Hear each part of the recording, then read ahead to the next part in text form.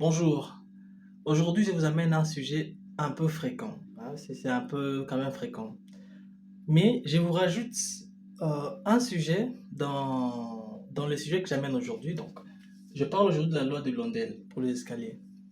Mais je vais vous amener sur ce qui nous apporte ou ce qui nous conduit vers la loi de Blondel pour les escaliers. Parce qu'en réalité, si vous comprenez que la loi des Blondel pour les escaliers parle de DH plus G qui donne 60 et qui doit donner 60 à 64, c'est bien que vous compreniez cela. Mais si vous ne comprenez pas d'où vient vraiment la base de cette formule, alors là, vous n'êtes plus sur la bonne place, voilà, ou sur la bonne voie. Alors, vous verrez ici, j'ai mis une référence. Alors, il y a un dessin qui est là un peu bizarre, mais le dessin va nous être utile très bientôt. Alors, toute personne qui veut parler de formule de Blondel doit savoir que la formule de Blondel vient quelque part, vient d'une place, vient d'une règle, d'une réglementation. Alors, c'est quoi l'affaire? En réalité, l'escalier est un élément dans l'architecture. C'est un élément architectural. Et ça compte beaucoup. Parce que l'escalier crée les ambiances, voilà, dans le bâtiment. L'escalier a même le pouvoir de donner un moyen d'aménagement dans le bâtiment. Parlant des bâtiments, je ne parle pas seulement de... Je parle de tout bâtiment. Voilà. L'escalier lui-même, c'est un élément très important en architecture. Alors, je vous amène à ces points-là pour savoir que euh, les architectes ont quelque chose qui, auprès de quoi ils s'y réfèrent. Alors voilà, les architectes, on sait qu'ils font des conceptions, tout ça, voilà. Mais leur conception se base sur des raisons. Vous voyez? C'est pourquoi, lorsqu'ils font leur conception, ils les font, vous dites que voilà, c'est une très bonne conception, mais ça ne vient pas du hasard. C'est sûr que c'est un fruit d'esprit, mais au-delà de cela, il faut respecter des réglementations qui sont internationales. Ouais, pour que vous arriviez aussi à vous développer, parce que vous n'allez pas vous développer dans les vides. C'est pourquoi tout ce que les architectes font vient d'ici. Quand je dis vient d'ici, ça vient de Nefert. Vous voyez, en fait, les architectes ont une Bible, hein, ils ont eux aussi une Bible, et leur Bible s'appelle Nefert. Alors, je ne vais pas vraiment vous amener très loin sur le développement de Nefert, mais je vous ai parlé de Nefert pour que vous sachiez d'où vient la formule de Blondel. Alors, il faut savoir que Blondel, là qu'on parle, lui-même, c'est une personne. Son nom, c'est Nicolas François Blondel. C'est un architecte. C'est un architecte qui a vécu entre 1616 et 1686. Ouais, dans ça. Alors, Blondel est en effet formateur de plusieurs architectes à cette époque-là. Il a fait une étude. Et dans cette étude est que pour une personne, pour un homme, les pas d'un homme, donc lorsque vous marchez, lorsque vous faites un pas, vous voyez, le pas d'un homme est généralement de 62,5 cm. Vous voyez ça? Donc le pas est de 62,5 cm sur le sol horizontal. Vous voyez? Alors, les soucis viennent d'où? Nous n'avons pas seulement besoin de circulation horizontale, mais aussi verticale. Et parmi les circulations verticales traditionnelles, nous avons l'escalier. Alors, on ne va pas laisser l'escalier comme ça, parce que c'est une circulation verticale. Parce que c'est vertical, hein? Une circulation verticale, bon voilà, on va prendre l'escalier et puis voilà. Non, il faut qu'on puisse se baser sur des normes. Vous voyez?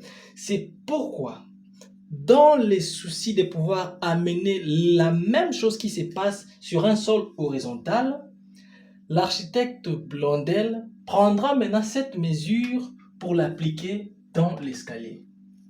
Vous voyez, c'est pourquoi on va nous dire que DH plus G est égal à 60 ou doit être égal à 60 ou 64 cm.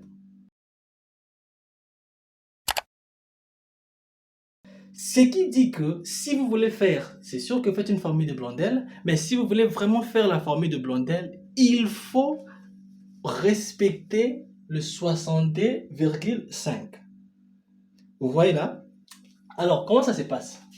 Vous pouvez avoir un escalier, vous avez l'escalier. Je commence d'abord par cet exemple parce que c'est d'abord cet exemple que j'ai fait pour vous montrer que vous pourriez faire la formule de Blondel, mais les gens ont toujours du mal. Alors, nous parlons, le cas que nous avons ici, c'est le cas d'habitation, une familiale, un bâtiment d'habitation. Nous prenons par exemple, nous avons nos marches et puis nos contre-marches. Giron, hein. Giron c'est la marche, juste ça. Là on met la plante de pied. Et puis contre-marche, on ne met pas la plante de pied sur contre-marche, mais c'est ce qui définit la distance pour arriver sur un niveau supérieur ou descendre. Voilà, on va expliquer, c'est déjà clair, hein, mais voilà. Ça, les contre-marches ici, on appelle ça aussi H. Hein. Aussi ici, cette hauteur, c'est aussi H. Voilà, c'est juste cette hauteur divisée en petites parties pour pouvoir monter sur voilà, l'autre niveau ou descendre. C'est pourquoi ça devient H, une petite H. Alors, on revient ici. Nous avons notre marche, les contre-marches. On dit que voilà, on détermine parce que c'est des choses à déterminer. Hein. On détermine, on dit que non, voilà, avec cette hauteur, moi je préfère avoir tel nombre de marches. Et lorsque vous préférez avoir ce nombre de marches, vous sortez le contre-marche, vous divisez, hein, vous divisez cette hauteur et puis voilà, vous sortez le contre-marche. Lorsque vous avez votre contre-marche, imaginons que vous voulez toujours respecter la règle de Blondel. Vous sortez 17 sur contre-marche et puis vous sortez 30 sur la marche. C'est sûr, lorsque vous allez faire les additions ou l'addition, vous allez tomber sur 64, n'est-ce pas? C'est une bonne chose. Mais lorsque vous tombez sur 64, vous n'êtes pas peut-être en dehors des 62,4 ou 5. Voilà, c'est pourquoi je disais que vous pouvez tomber sur la règle des formules de Blondel, mais vous êtes peut-être dans la loi des bâtiments, de grands bâtiments, des bâtiments publics. Vous voyez? Alors, en faisant cela aussi, parce qu'il y a d'autres qui, au lieu de 30 ici, bon, ils diront que voilà, pour réduire peut-être, je vais mettre 28. Vous pourriez tomber quelque part de bon, mais lorsque vous avez là où on met la plante du pied à 28 cm, voilà, ça ne va pas. Vous voyez? Alors, c'est pourquoi, de la bonne manière, lorsque on fait ces calculs, il est très très important, nous respectons la formule de Blondel. Au même instant, nous respectons toute petite formule qui nous a amené ici. Nous savons que ce qui nous a amené ici, c'est la distance des pas d'une personne, d'un homme sur, sur une surface horizontale. C'est pourquoi nous ramenons cela ici. J'ai considéré ceci. Lorsque vous faites la formule de Blondel, respectez au moins sachez au moins que là où la plante des pieds se met, c'est 30 cm. C'est ça comme ça dans la construction. Vous voyez? Parce que je vois souvent, il y a des 27 même, 27,5, tout ça. Et puis la hauteur de marche là, très désordre. Alors, lorsque vous n'arrivez pas à maîtriser cela, vous respectez la formule de Blondel, mais les gens ont toujours du mal. Voilà. J'espère que nous avons compris. C'est pourquoi, par cette raison que nous voulons prendre ceci, ce que nous avons vu sur le sol horizontal, nous ramenons cela ici sur l'escalier. C'est pourquoi nous aurons DH, donc deux hauteurs. Nous avons la hauteur ici, nous avons la hauteur ici, et nous avons les girons. Vous voyez? Et ces trois choses, c'est ce qui forme le pas d'une personne. Vous voyez? Donc, lorsque vous prenez ces trois choses, vous formez le pas d'une personne. Et lorsque ceci est inconfortable, dépasse ce qu'il faut pour le pas d'une personne, vous serez sûrement dans la formule de Blondel, mais vous êtes toujours dans l'erreur parce que les gens ont du mal à descendre et à monter. N'est-ce pas que ça arrive? Vous n'avez jamais entendu comme ça. Mais si vous calculez, vous verrez que c'est dans les bons.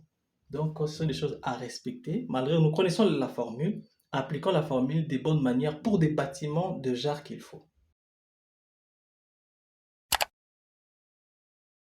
Merci, on se voit prochainement.